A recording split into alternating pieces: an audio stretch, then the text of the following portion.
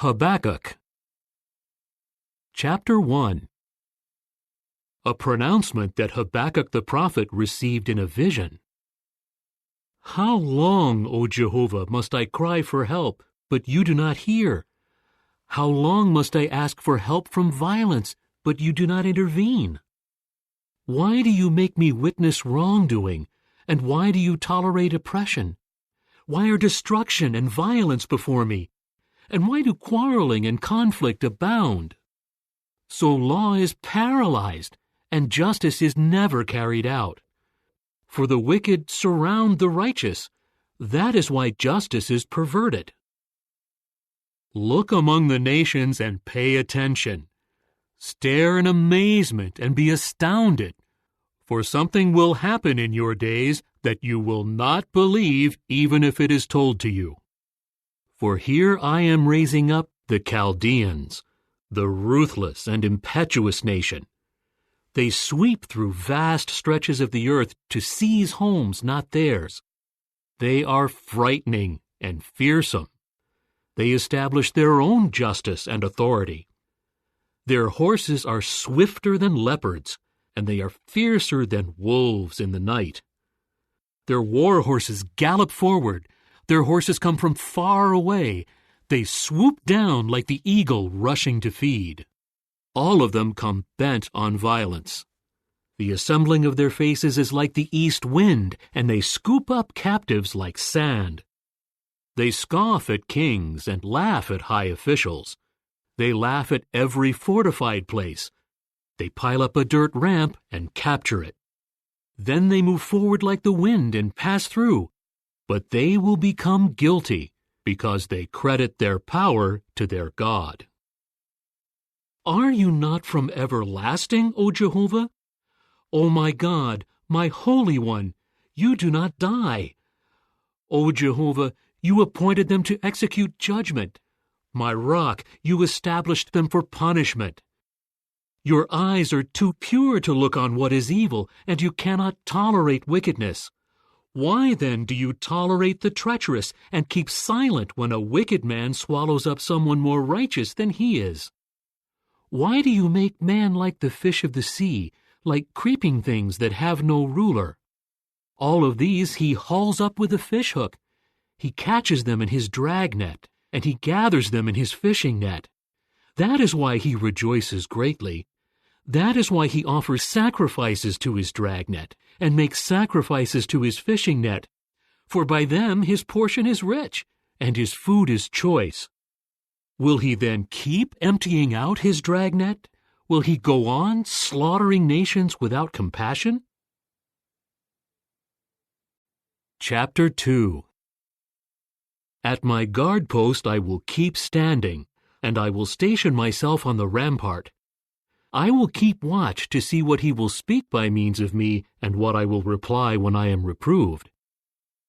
Jehovah then answered me, Write down the vision and inscribe it clearly on tablets, so that the one reading aloud from it may do so easily.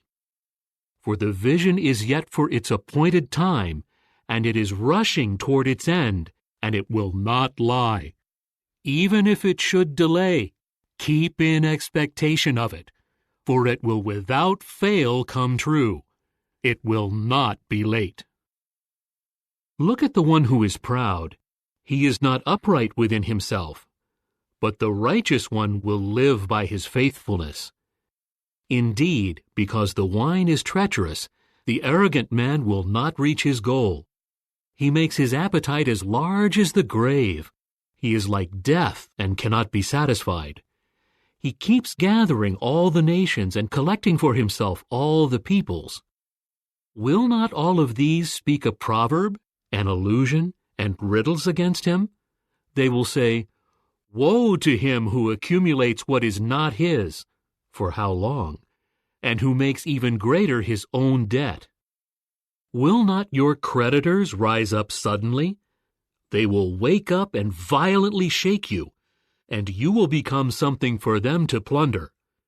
Because you plundered many nations, all the rest of the peoples will plunder you, because of your shedding men's blood and your violence to the earth, to the cities and those living in them. Woe to the one who makes evil gain for his house, so as to set his nest on the height, to escape the grasp of calamity. You have plotted shame against your house.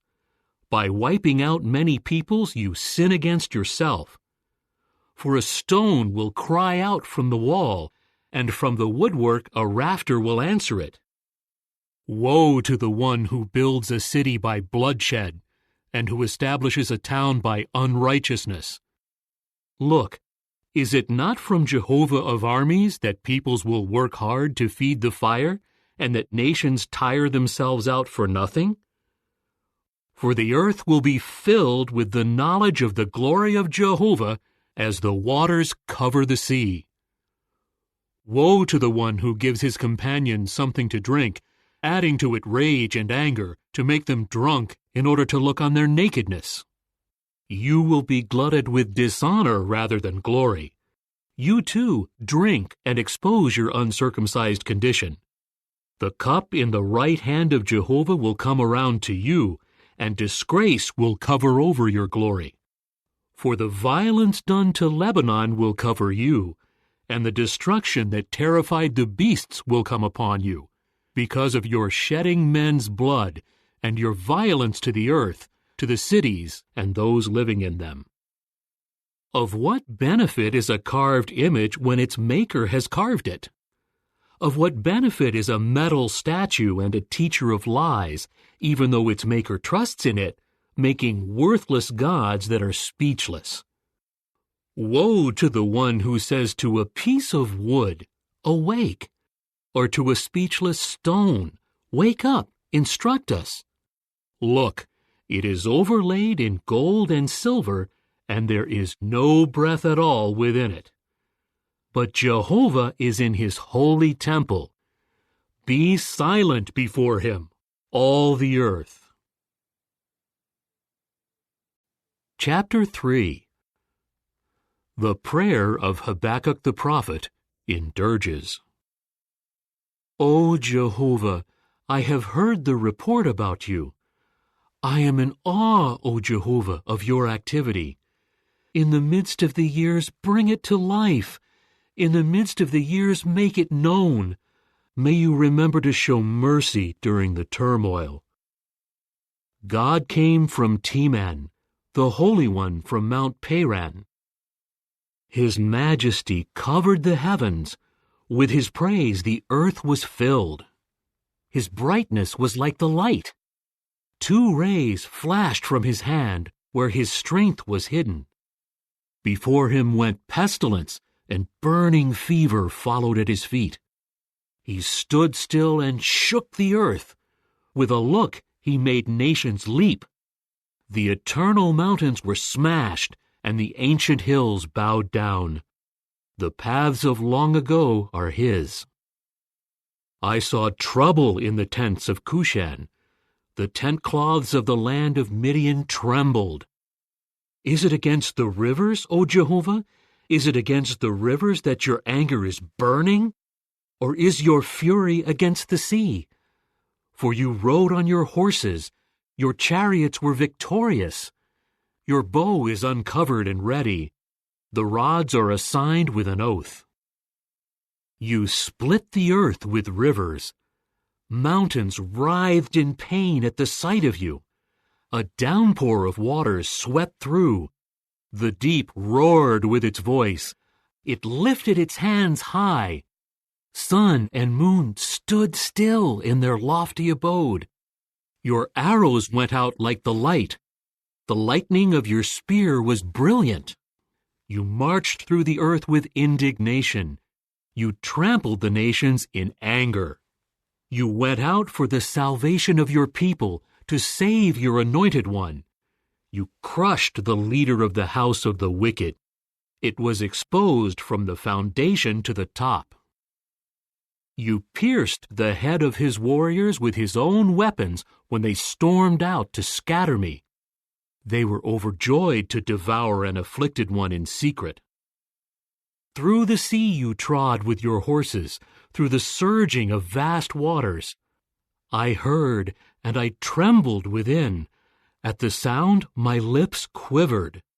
Rottenness entered my bones. My legs beneath me were shaking.